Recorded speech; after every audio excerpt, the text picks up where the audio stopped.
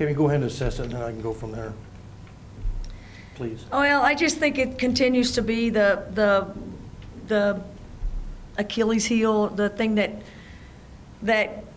keeps us from really becoming a team that I think we can potentially be, is just a big, strong, physical team. They play us physically. They were determined to take probably the two Savannahs away as much as possible, or make all our cuts really hard. And I think that just knocks us off rhythm.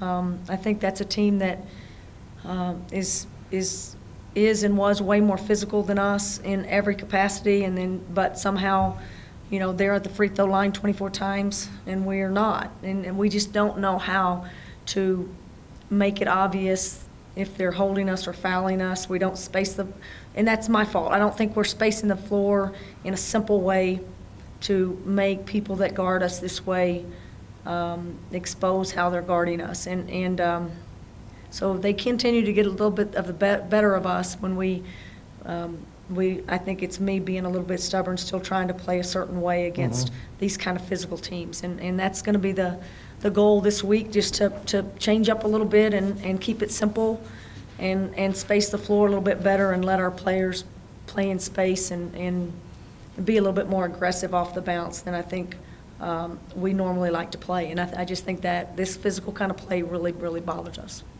Is that spacing, is that as big a factor on the defensive end as it is? Yeah, I mean, defensively, I think we continue to be a team that gets very bothered by what's happening to us on the offensive end. Yeah, it seems like they got too many uncontested baskets. Oh, yeah. I mean, we didn't have a scheme that worked at all on their pick and roll.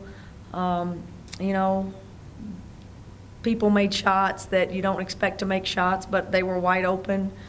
End of the shot clock. I mean, I think it just, we were bothered on the offensive end for not playing well, and then we played hard, and then they'd get a shot at the buzzer, or they'd get an offensive rebound and start it all over again. Well, and we four. Well, when you're beat 41-21 on the boards, you don't have much of a chance to win many games. So, on the defensive end, I mean, it's very much, I don't think we were as clear as we needed to be in how to guard.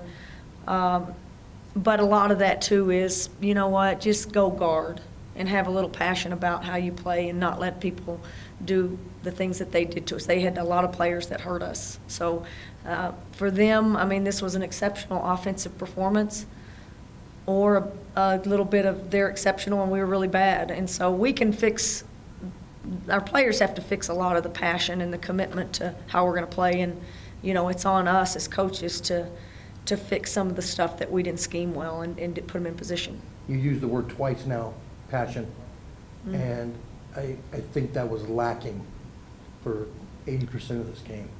Did you feel like they were, and maybe just, they're persevering and thinking, we'll snap through here and everything will be all right, but then it gets to a point, it's like, it's a little late now.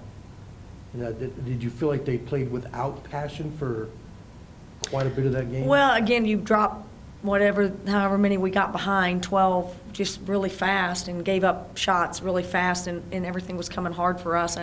I still think we're a little bit of a young team and a emotional team, and getting hit, it just kind of backed us up a little bit, and I think it's a combination of both. And I think no one comes to the gym and thinks they're not playing with passion or they're not going to play hard. I mean, we talked a lot about that because that was some of the things that hurt us at Eastern Washington. But I think it's a combination of, a personnel issue that we don't match up as well with this team. I mean, that's a real simple way. But at some point you have to have such a fight in you that you appear as though you're not going to give this kind of momentum. I mean, we just really let them have such momentum, and it was just hard for us to recover. So I don't know if that affected us emotionally. I don't know if that got us out of our rhythm and kind of put us in the tank a little bit. We're still a little bit emotional in things like that. I think Savannah Smith is a million miles from a year ago, but she still kind of gets affected by physical play. Savannah Scott got knocked around a little bit, and then shots that she normally makes, she didn't make. we never had someone who just was solid for us and we could count on. And again, I just think emotionally it just sent us all a little bit in a lower edge, and then we weren't on edge on the defensive end. So how they played us affected us on both ends of the court. You're kind of the one of the three now, assuming that Montana State continues what they're doing right now. They were winning big a little bit ago. That goes on the road now for three. And, three crucial games, and it's all just for seeding, and I discussed, brackets and seeding can play huge mental things on people. But you're one of the three now that I think has the biggest uphill battle in the next three games, because they're all on the road. One's against a team that now has, as much momentum as anybody. How do you, is it going to be as much as fixing mistakes, cleaning things up physically in practice and so forth? Is it going to be, is there that much of a mental thing that needs to be repaired too?